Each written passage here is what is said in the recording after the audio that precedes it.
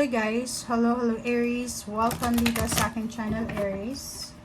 Aries, tingnan natin yung weekly tarot reading mo. Panoorin mo yung Leo tsaka Sagittarius kasi same sign lang naman kayo. Okay. Court house. Okay, 23 Aries. Wow, ang galing. Aries, tingnan natin. Gumawa tayo dito ng isa. Ito talaga gusto yung lumabas. False person. Okay. 23, 5, and 8. Okay, Aries. Wow. Nakikita ko sa'yo dito, Aries, yung 23 na to, 5 court house, is posibleng meron kang mga worries. Siguro meron kang case na involved. May kaso kang pinaglalaban. And kung makikita mo dito, okay? Kung makikita mo dito, naghihintay ka ng result. Okay? So, kung makikita mo dyan, naghihintay ka ng result. It's either court order or kung ano man to. Pero nag-aalala ka. It's number 5. Worried ka. So, sa linggong ito, nakikita ko na nag-aantay ka ng documents, paper, nag-aantay ka ng balita. It's either nag-aantay ka ng messenger or nag-aantay ka ng order from the courthouse. So, comment down below if you're resonated. Dito, habang may hinihintay ka, Aries, sinasabi sa'yo dito na mag-iingat ka. Okay, huwag kang magtitiwala agad-agad. Huwag kang, kumbaga, maging kampante. Yun lang yung message na yan ng 8 ng false person.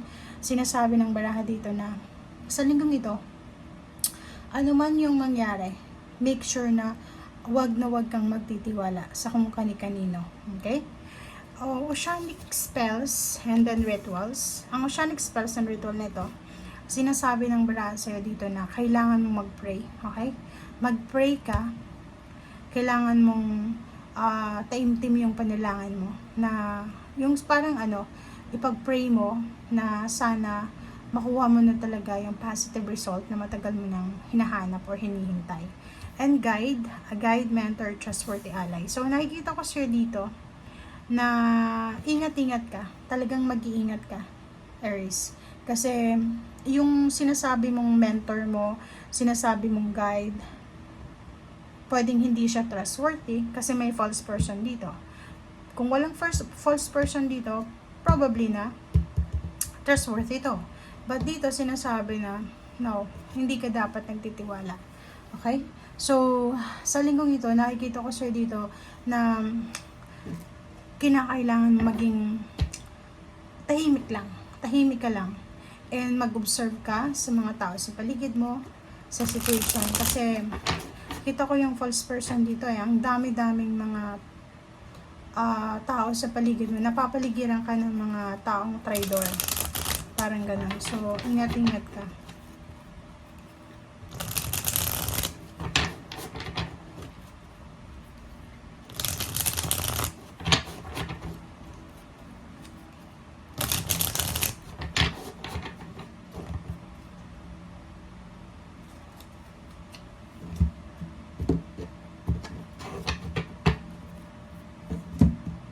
Okay. 3 of Swords. Okay, so yun. Ang ganda nito. At ang 3 of Swords tsaka 10 of Swords, sinasabi sa'yo dito na yung pain and heartaches, yung paghihirap, yung mga sacrifices mo ay tapos na. So sa linggong ito, makukuha mo yun na yung positive result. Makaka-recover ka from this one. Ito yung pain and heartaches and yung pagiging hopeless and helpless mo for maybe 3 months or 3 years.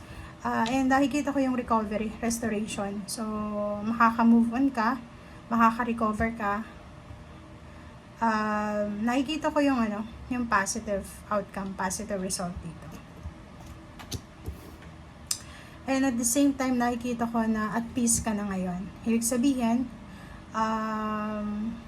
posibleng makaalis ka na sa lugar na painful, sa lugar na stagnant, sa lugar na magulo, sa lugar na maraming traitor. And nakikita ko na may pagkakataon ka sa linggong ito na makapagpahinga talaga ng yung pahinga talaga na walang mangingistorbo sa'yo. Financially, nakikita ko na posibleng kung may hinihintay kang pera or may kailangan kang lump sum of money, nakikita ko na financially makukuha mo yung lump sum of money na to. Okay? So, ibig sabihin, it's 10-10 naman. So, kung makikita mo dito, sinasabi na kompleto na. Kung need mo ng money, kung need mo ng closure para sa relationship, kung need mo ng ending sa kung ano man na dapat nang matapos, makukuha mo yan. Okay? Okay, 5 of Cups. Okay, so nakikita ko sir dito na siguro yung mga panahon na restricted ka, yung panahon na hindi ka makapag-desisyon, or yung panahon na parang, alam mo yun, ang linggong ito is punong-puno to ng self-reflection. So, marami kang marirealize sa linggong ito na maraming ipinagkait sa'yo ang tadhana. Maraming nawala sa'yo. So, isa sa posibleng maramdaman mo is panghihinayang. Manghihinayang ka eh. May regrets ka dito eh. Parang pwedeng mga 1 taon kang walang trabaho, 1 taon kayong nagkahiwalay ng karelasyon mo. Siguro yun ang possible na regrets mo. So, ganun na naman. Sa usaping pera na naman ako. Sa usaping pera, judgment, sinasabi ng Brasser dito na if may ipon kang salapi, pera, marami kang pera siguro or tungkol sa pera, mag-iingat ka dahil posibleng manakawan ka sa linggong ito. Okay? So, ibig sabihin, kung may tinatago kang pera dyan sa bahay mo or kung nasaan ka man sa ngayon, kailangan mo ilagay yan sa bangko. Kasi unang-una, may mga tao na pag-iinteresan yung perang yan. Okay? Kung ano man, magkano man yung hawak mo na yan, is for Pentacles. May dalawa to eh. Dalawa, so is confirm, plus magka-criss-cross pa siya. So, sinasabi na kung ano mang pera ang meron ka, pwedeng may hawak kang malaking halagang pera, may ipon ka, merong tao dito na sobrang traidor siya.